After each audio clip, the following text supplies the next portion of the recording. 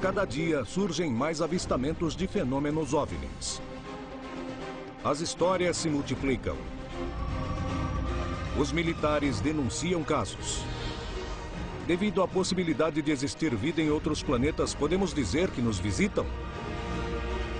Alguma coisa está para acontecer. Os indícios mostram que a verdade está cada dia mais perto. Contatos extraterrestres.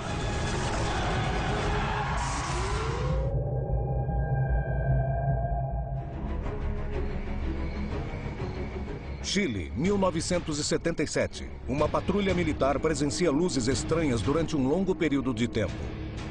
O chefe do batalhão se aproxima dela e desaparece. Quando volta, diz que foi abduzido. Mais de 35 anos depois, o caso continua causando polêmicas. Peru. Uma testemunha apresenta mais de 20 horas de material de vídeos com gravações de OVNIs e escolhe o deserto de Chilca para fazer uma vigília, afirmando que vai acontecer um contato com um OVNI. México. Um homem e uma mulher que não se conheciam garantem que quando eram crianças recebiam visitas em seus quartos, que se manifestavam primeiro como luzes e depois como seres de outro planeta, e apresentam supostas evidências desses encontros. Huayca, Colômbia. Um grupo de ufólogos tentará estabelecer contato com seres de outro planeta usando técnicas não convencionais. Frequentemente, a população afirma ter presenciado OVNIs e muitas vezes apresentam provas. Mas o que acontece nos casos onde afirmam ter visto alienígenas?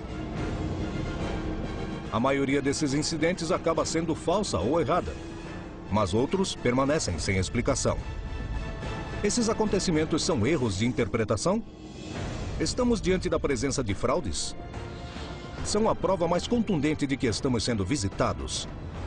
É hora de analisar essas histórias colocando-as à prova e procurando uma explicação para os incidentes mais assustadores. O que há por trás dos casos dos contatos com OVNIs? O fenômeno da abdução na América Latina, como no Brasil, como em qualquer parte do mundo, eu creio que é dos mais importantes de toda a ufologia. Nós sabemos que para uma certa quantidade de casos de avistamentos e de aterrissagens, nós temos uma porcentagem de contatos diretos com os tripulantes dessas naves que podem, esses casos, levar às abduções. Elas são muito importantes. Há um número muito interessante que se liga ou se condiz com pesquisas feitas nos Estados Unidos e no Canadá em relação às abduções. Como 3,6% dos chilenos, e isso foi um número muito presente em todas as cidades. Como 3,6% de pessoas acreditam que foram sequestradas ou possivelmente sequestradas por seres alienígenas. Estudiosos à frente desse mistério, em várias partes do mundo, já chegaram a citar números. Por exemplo, há aqueles que defendem que nos últimos 50 anos ou 60 anos de manifestação global do fenômeno UFO de forma mais intensa, cerca de 1% da humanidade já teria sido abduzida. Esse é um número considerável. Talvez exagerado, mas mesmo se nós dividimos esse número por 10, e de novo por 10, nós vamos ter um número bastante significativo de abduções. A quantidade de pessoas que dizem que tiveram contato com seres de outros planetas ou foram abduzidas é realmente assustadora. Mas quantos desses casos poderiam ser reais? De cada 10 contatados, 9 que convocam um avistamento prévio falham. E não tem uma semelhança. Inclusive, muitos deles falam de diferentes civilizações. E algumas delas que, pela lógica científica, seriam impossíveis, como alguns contatados que dizem que se comunicam com seres vindos do Sol. Eu acho que alguns deles realmente querem os 15 minutos de fame, não... Entendo bem o que falaram, mas não era o que queriam dizer. Ficam conhecidos na mídia e começam a exagerar a verdade. E ela fica muito tênue, a verdade escassa, e por isso adoram a mentira naquele momento. E geralmente não é nada do que aconteceu, se foi capturado por alienígena ou uma nave espacial. E, bom, agora que você tocou no assunto, possivelmente eu acredito que existam teorias de abduções verdadeiras. Os ufólogos são conscientes de que, para compreender o que se esconde por trás dessas histórias, devem descartar a maioria dos casos que levam às confusões, fraudes e que inclusive se tratam de distúrbios psicológicos. Porém, por que tem tanto destaque? Definitivamente, toda pessoa que diz que teve contato extraterrestre deveria passar por uma análise psicológica e psiquiátrica. É o que deveria ser feito imediatamente.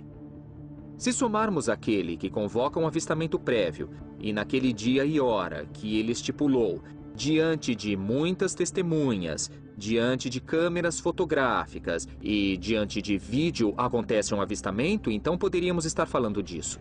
Apesar de muitos membros da comunidade ufológica e científica terem dúvidas, as histórias das testemunhas que dizem ter presenciado visitas de seres de outros planetas ou terem sido abduzidas são uma das principais ferramentas para compreender o fenômeno OVNI.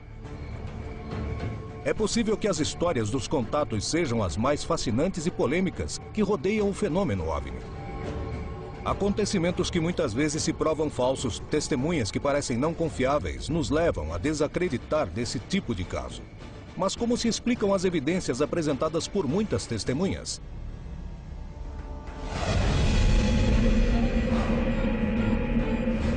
Na madrugada de 25 de abril de 1977, aconteceria um dos casos de avistamentos de OVNIs mais importantes do Chile e da região, que envolveu uma patrulha militar e que mais de 35 anos depois do ocorrido, continua causando polêmica entre investigadores e cientistas. Segundo as versões, um cabo chamado Armando Valdés foi abduzido por um espaço de tempo de 15 minutos diante de várias testemunhas. Não sei se é o fato mais importante, mas é o fato mais importante em termos de mídia. A essa altura, as histórias se confundem e, às vezes, há certa imaginação e certa verdade em tudo isso. Apesar de alguns testemunhos irem mudando com o tempo, muitas das testemunhas presentes essa noite coincidem com seu relato sobre a ordem dos eventos. O que aconteceu naquela noite? Realmente foi uma abdução? Ou poderia se tratar de uma alucinação coletiva ou um erro de interpretação sobre um fenômeno conhecido? Um grupo de recrutas fazia a guarda em um aras militar próximo à fronteira do Chile com Peru e Bolívia, durante uma época de risco de guerra. Foi um dia, assim, sem novidades, é verdade. E naquela noite, nós nos abrigamos no primeiro aras e sempre fazíamos uma fogueira. E utilizávamos qualquer meio para nos aquecermos. A temperatura era consideravelmente baixa nesse setor.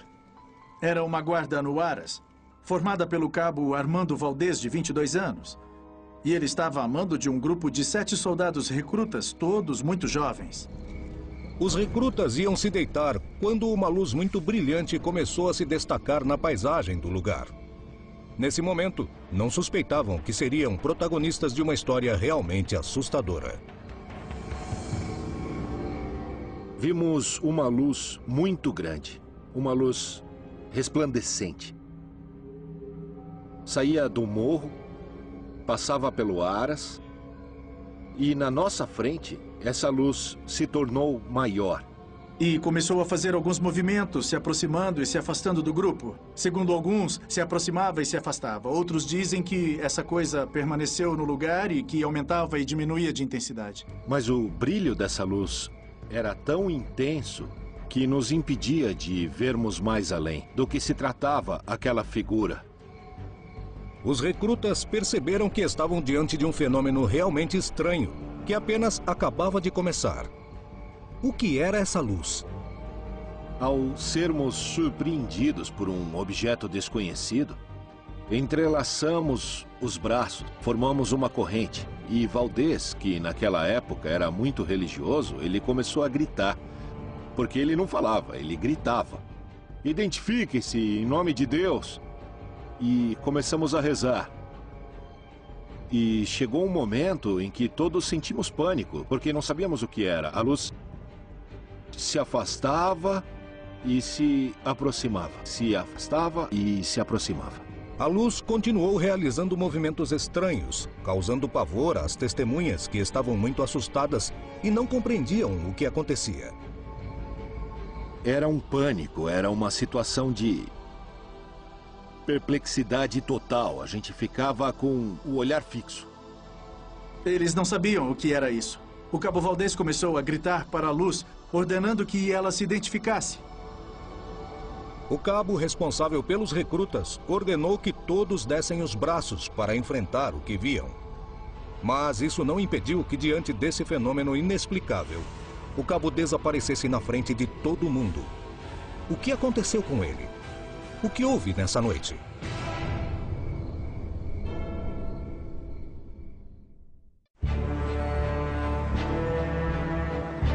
Os casos de pessoas que dizem ter tido contatos com seres de outros mundos são realmente muito numerosos. Para os investigadores, existe um grande desafio: comprovar se dizem a verdade ou se tratam de alucinações ou equívocos. Em Lima, no Peru, Assis foi testemunha de dezenas de incidentes com avistamento de OVNIs e diz possuir uma enorme evidência em fotografia e vídeo que comprovam. Além disso, ele afirma que mantém contato com seres de outros planetas. Tenho como prova mais de 20 horas desses contatos filmados. Tenho avistamentos filmados de várias naves cruzando como manobras de aviões e também evidências do primeiro OVNI triangular da história do Peru. Depois também filmei o segundo OVNI triangular sob um contato programado que solicitei que aparecessem em Paracas e apareceram. Assis afirma que muitos desses vídeos são os resultados de contatos prévios, onde seres de outros planetas deram a informação sobre onde e quando poderiam ser vistos. Presenciei avistamentos, presenciei projeções holográficas ou energéticas dos seres da minha frente, presenciei o que chamam de tempo perdido, experiências de tempo perdido, que é contato de segundo grau, presenciei contatos tipo SLI, Street Light Interference, onde acaba a energia elétrica das casas e do povoado no lugar de contato. Presenciei experiências, do terceiro grau, projeções holográficas, e de quinto grau, que são mensagens telepáticas, que é como se comunicassem comigo. Assis gravou centenas de vídeos de luzes e objetos no céu. Desta vez, tentará realizá-lo diante das câmeras. Poderá se encontrar com os seres com os quais garante ter tido contato?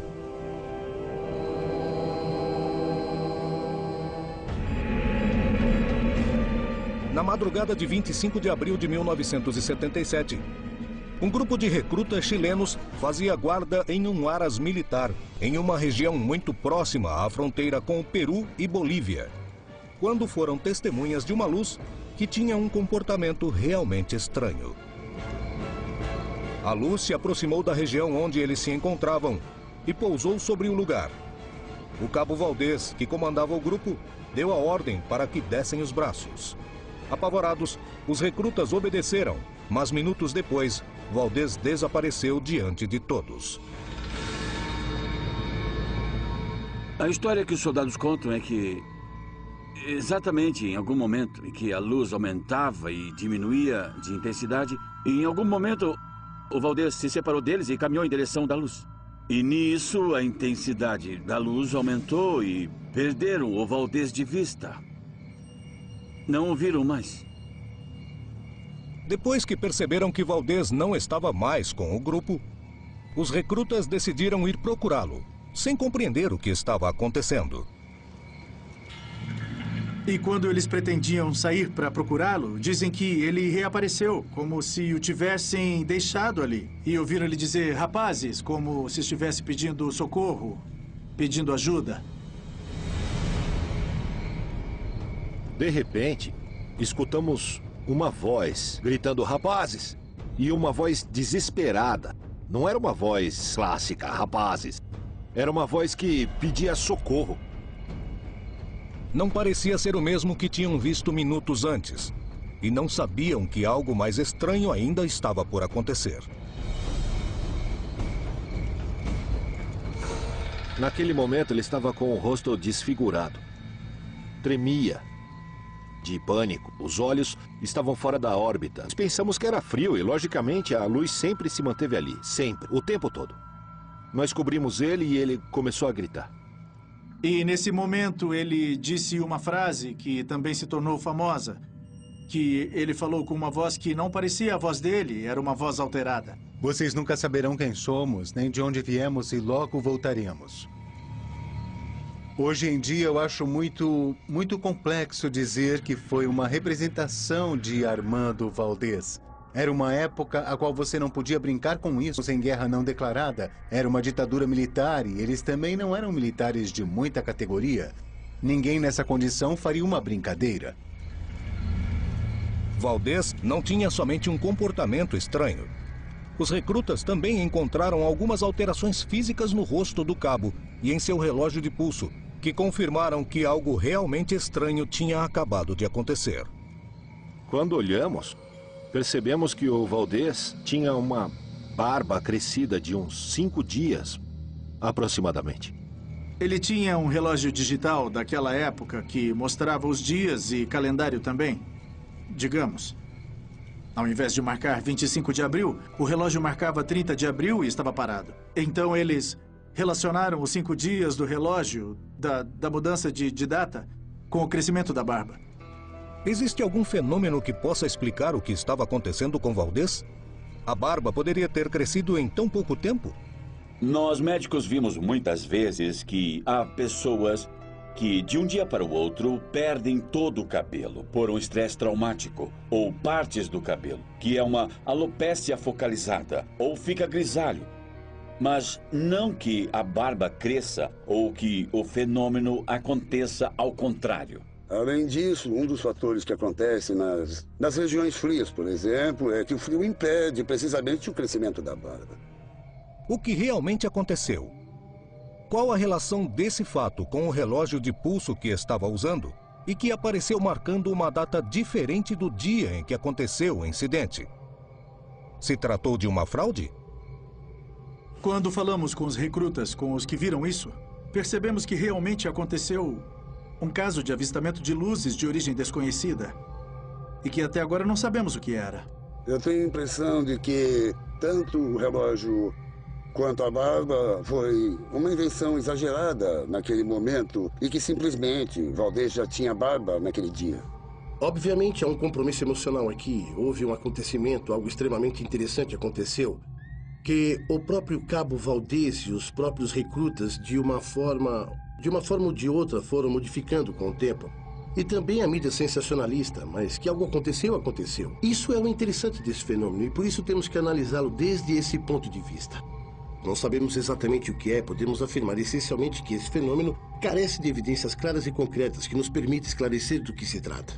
O fato de existir muitas contradições nesse caso, muitas dúvidas, faz com que seja um caso muito controverso. Algo aconteceu, Valdez desapareceu.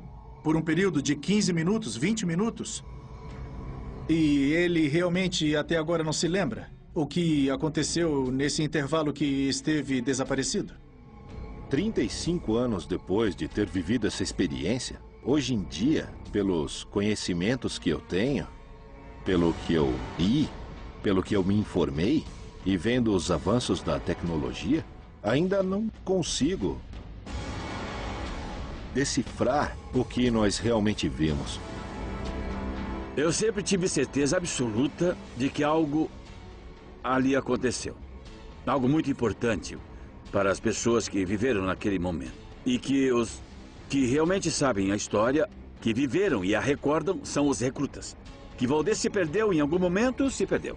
Agora, o que foi que aconteceu, ninguém sabe.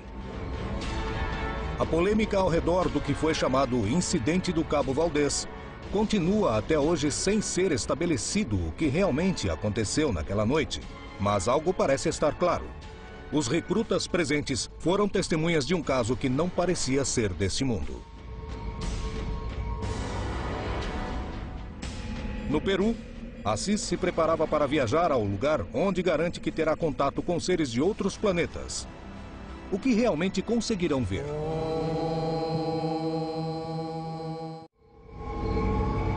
As histórias de contatados se repetem pelo mundo inteiro.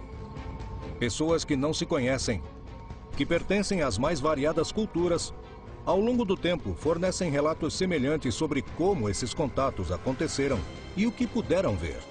Isso confirma que estamos diante da presença de seres de outros planetas? Ou se trata de uma perturbação psicológica?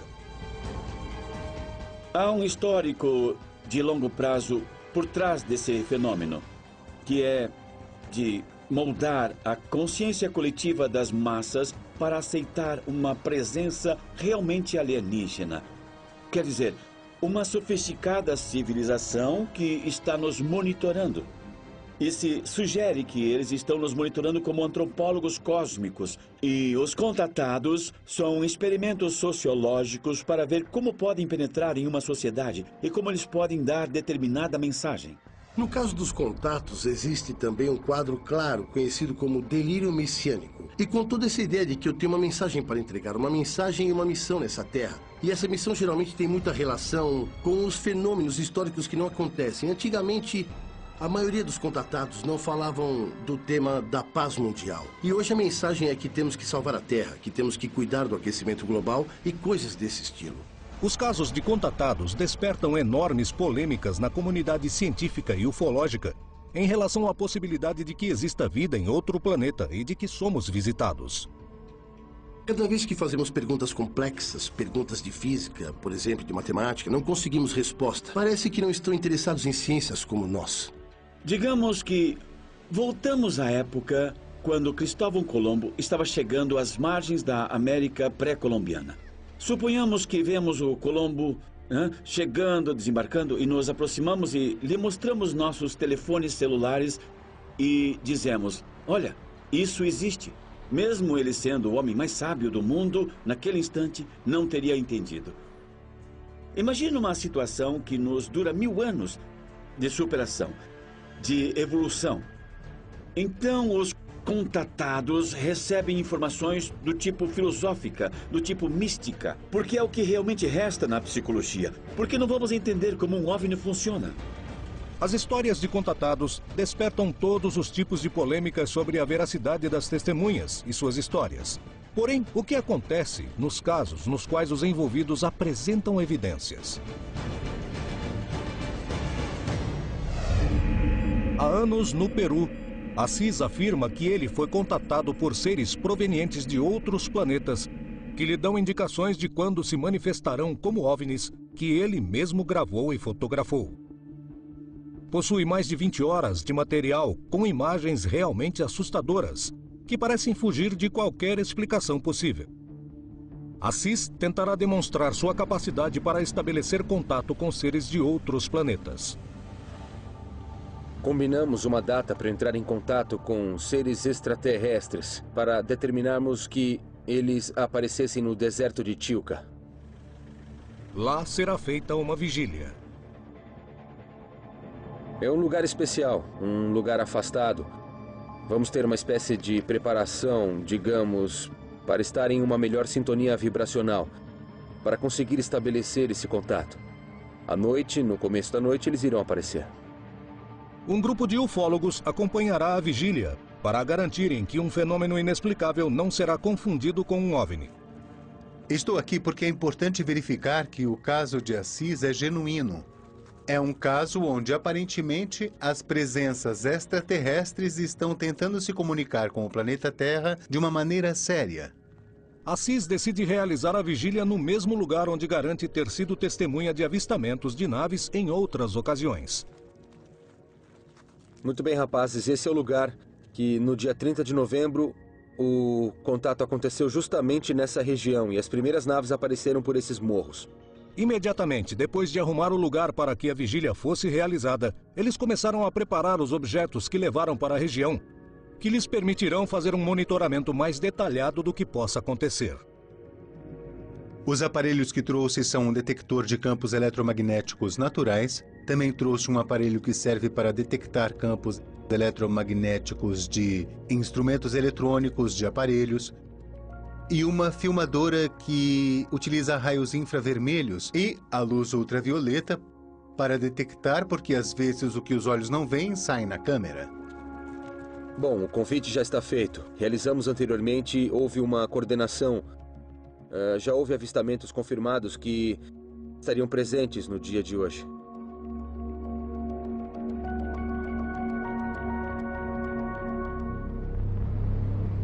Depois de meditar, os ufólogos pegam seus equipamentos para medir qualquer tipo de variação física que possa acontecer no lugar. Eles utilizam aparelhos de monitoramento. Com a aproximação da noite, a expectativa cresce. Mas o que aconteceu com as câmeras? Infelizmente, não foi possível gravar, já que as primeiras naves apareceram assim que escureceu. Apareceram muito alto no deserto e os equipamentos não nos permitiu captá-los. Embora as câmeras não tenham registrado o fenômeno, os assistentes à vigília se mostraram satisfeitos com o resultado. Pudemos chegar à conclusão de que o contato programado realmente aconteceu, não é? Somos muitas pessoas que mantemos contato em nível mundial e muitas pessoas que tiveram ao longo da história da humanidade. As vigílias são uma maneira de provar as histórias dos contatados e estabelecer se estamos diante da presença de fraudes, confusões ou problemas psicológicos. Apesar dos ufólogos concordarem que a maioria desses casos não fornecem evidências indiscutíveis, uma pequena porcentagem gera dúvidas que nem a ciência consegue explicar. O que há por trás dessas histórias? No México, Cláudia Ruvalcaba e Héctor Galícia afirmam que desde pequenos tiveram o que se chama de visitas de dormitório, o que lhes permitiu ter um suposto contato com seres de outros planetas, que, segundo eles, continua até hoje, e garantem ter provas.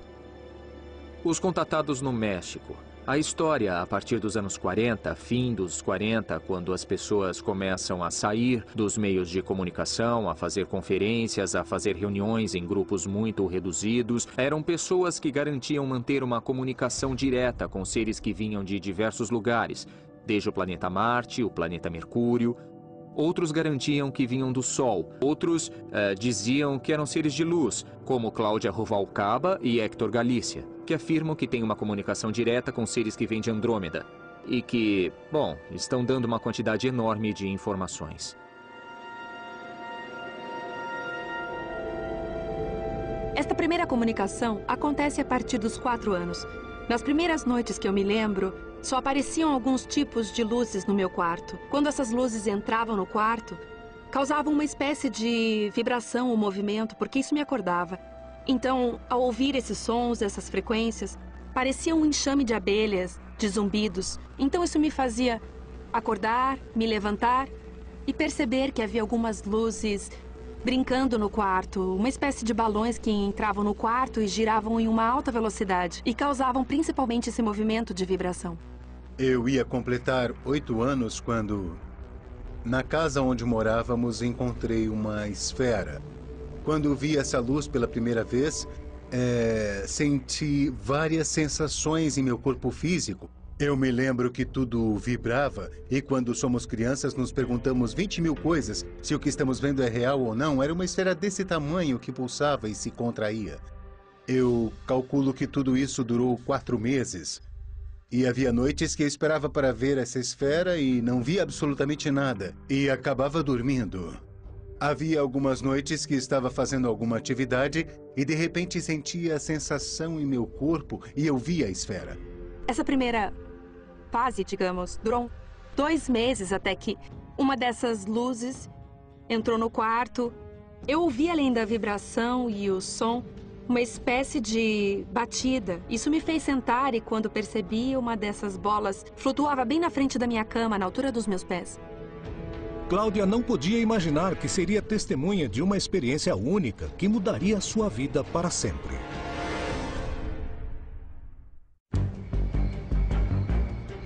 As histórias de pessoas que dizem ter feito contato com seres de outros planetas se repetem ao longo do tempo e da região, questionando nosso sistema de crenças. Porém, elas nos permitem nos aproximarmos do fenômeno OVNI e podem ser a chave para compreender se estamos sendo visitados. No México, Cláudia Ruvalcaba e Héctor Galícia afirmam ter recebido visitas de dormitório desde pequenos e eles permitiram estabelecer um suposto contato com seres de outros planetas. que, segundo eles, mantêm até hoje e afirmam possuir evidências. Quando abri os olhos, é como se aquela figura tivesse aberto uma espécie de zíper e aparece uma figura humana bastante comprida.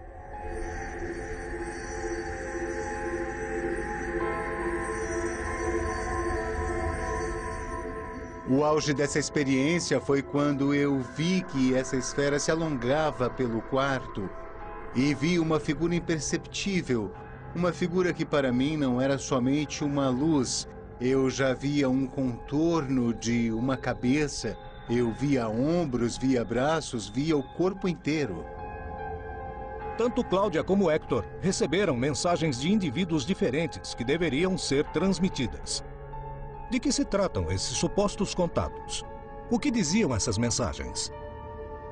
O compromisso começa conosco. Será possível uma grande mudança, que é o que eles realmente querem que aconteça na espécie humana. Simplesmente o que esses seres extraterrestres desejam é viver em harmonia conosco. Isso é tudo.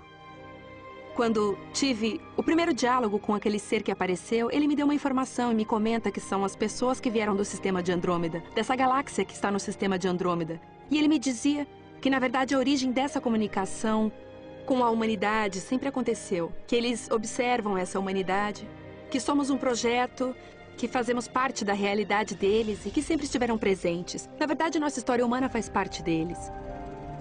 Cláudia e Hector decidiram que era melhor não conversar esse assunto com ninguém. Assim como muitas pessoas que vivem experiências semelhantes, eles acreditavam que revelar esse tipo de incidentes podia afetar sua imagem diante do resto da sociedade.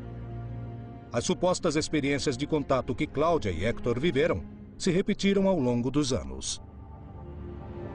E foi aí que iniciou-se toda uma experiência de vida e começou toda uma história através deste encontro e através desses diálogos eu pude começar uma comunicação que continua até hoje. Depois que Hector e Cláudia se conheceram, as experiências começaram a ser cada vez mais intensas e constantes. E eles foram capazes de conservar evidências desses supostos encontros. No momento que vemos as fotografias desses seres luminosos que já estão em contato praticamente com essa luminosidade em uma fotografia, é quando dizemos: bom, na verdade acredito que alguma coisa importante está acontecendo nesse caso, onde esses contatados mencionam que não é só tirar uma fotografia e ver o que sai nela, e sim que há uma manifestação bem em frente a eles. Começam a tirar fotos e estão aparecendo em sequência, como se manifestam, como se movem esses objetos luminosos. Objetos luminosos para mim, para eles são seres de luz. Acreditamos que virão acontecimentos que despertarão a raça humana. É só uma questão de tempo, não é nada mais para nós do que uma questão de tempo. A maior parte dos contatados garante que são visitados por seres de outros planetas que deixam mensagens dirigidas para toda a humanidade. De que se tratam? Como interpretá-las? Não é mais a clássica história dos anos 40, 50, 60, até chegar a 2000 dos contatados, que temos que cuidar dos bosques, que temos que cuidar dos animaizinhos, que devemos ser melhores como pessoa. Não. Pelo menos nesse caso, a experiência deles, conhecida no México como seres de luz, é que a grande mensagem desses seres extraterrestres é: comprometam-se com vocês mesmos. E que agora estão usando essa informação para dividi-la com o público, com as pessoas que estão interessadas em suas experiências. E essas experiências nos remetem a que deve haver ou deve existir, de parte do ser humano, um compromisso, mas com nós mesmos. Em qualquer parte que olhamos e começamos a ver o fenômeno, eles, como costumamos dizer, estão aumentando. A cada dia existirão mais e mais e mais, até que seja um contato iminente. Nos dias de hoje, muitos investigadores usam a experiência dos contatados como uma maneira de compreender melhor o fenômeno OVNI. O que se esconde por trás dessas histórias? Em Penha de Huayca, a 45 quilômetros de Bogotá, a capital da Colômbia, há séculos é um lugar de denúncias constantes sobre luzes estranhas. Muitas testemunhas garantem terem sido contatadas. É um lugar considerado pelos espanhóis, antigamente, os conquistadores que vinham para cá, como o Morro das Luzinhas Dançantes. realmente estamos em um território que ainda temos essas energias dos muiscas, ainda temos essas energias onde se acreditavam nos deuses, onde acontecem fatos que não podemos afirmar certo e cientificamente o que acontece em nosso território. Conseguimos gravar objetos voadores não identificados em contatos imediatos de 1º, 2º e 3º e 4º grau nessa região, onde, aparentemente, muitos camponeses garantem ter visto os tripulantes das naves. Tivemos avistamentos de alguns objetos que não conhecemos, até na linguagem dos muiscas. Inclusive, aparecem esculpidos alguns objetos nas pedras. Sabemos que aproximadamente no ano de 1542 apareceram os primeiros OVNIs, ou as primeiras luzes. Um grupo de investigadores de OVNI passará a noite diante da montanha e utilizará técnicas não convencionais para tentar compreender o fenômeno. Vamos detectar que tipo de entidade ou que tipo de energia existe aqui e por que saem da montanha. Se há alguma presença, pode fazer contato conosco? Em Penha de Roica, as luzes vêm acompanhando a paisagem celeste há centenas de anos. Histórias de moradores, lendas e até o nome de certos lugares comprovariam esses eventos. Essa paisagem única será o cenário do qual um grupo de investigadores realizará uma vigília, aplicando métodos inovadores, e tentarão estabelecer contato com seres de outros planetas. Vamos a um lugar que é um portal, trouxemos nossos equipamentos, câmeras de vídeo, trouxemos telescópios e uma série de instrumentos para poder captar as imagens dos OVNIs que saem desse morro. Com a chegada da noite, os investigadores se preparam para começar sua vigília. Eles não tiram os olhos dos equipamentos que emitem sons na presença de qualquer coisa. Vamos detectar que tipo de entidade ou que tipo de energia existe aqui e por que saem do morro. Aqui temos um ghoster, que é para nos comunicarmos desde o espírito elemental a uma energia elevada como são os alienígenas. Temos aqui a caixa espectral. Começa a captar os sons dessas energias que começam a se materializar. Se há alguma presença, pode fazer contato conosco? Vamos perguntar novamente e dessa vez com muito cuidado. Tá bom. Responda, por favor.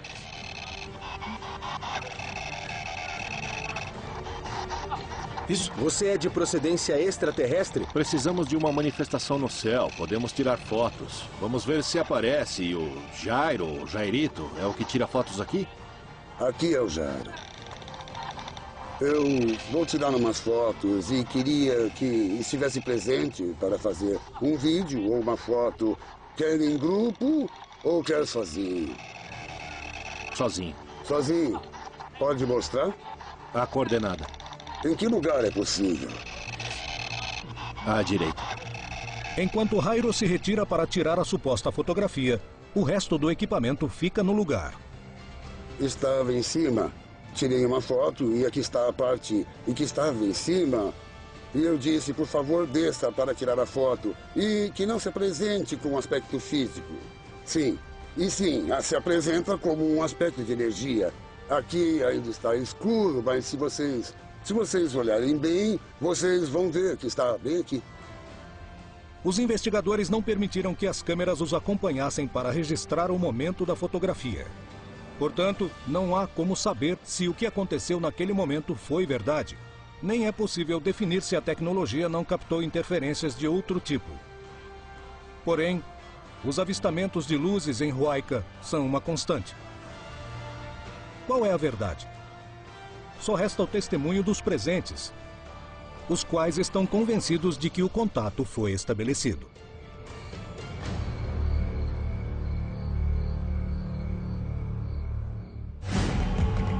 Os casos de contatados foram uma complexidade extra na hora de estudá-los, já que poucas vezes se apresentam mais provas que testemunhos dos que presenciaram semelhante fenômeno. Como saber se são verdadeiros? O que há por trás desses casos? São perturbações psicológicas? Alucinações? Como se explicam os casos onde vários testemunhos viram o mesmo? A missão, por exemplo, dos grupos ufológicos, na maioria das vezes, é comprovar o fenômeno, né? Esses grupos ufológicos da linha técnico-científica, comprovar o fenômeno. Isso já, como eu disse, já está comprovado. Para as pessoas que afirmam que isso é apenas uma crença e que os únicos que viram e os únicos que acreditam em alienígenas são fazendeiros do interior do país, ou loucos, ou que são teoria da conspiração, não é verdade. Muitas pessoas afirmam que os presidentes viram OVNIs e os primeiros ministros se interessaram. Pessoas do escalão, tanto militares quanto governantes, são interessados em OVNIs. Porém, o fato de agências como a NASA admitirem que existem fenômenos OVNI equivale dizer que existe vida fora da Terra e que somos visitados.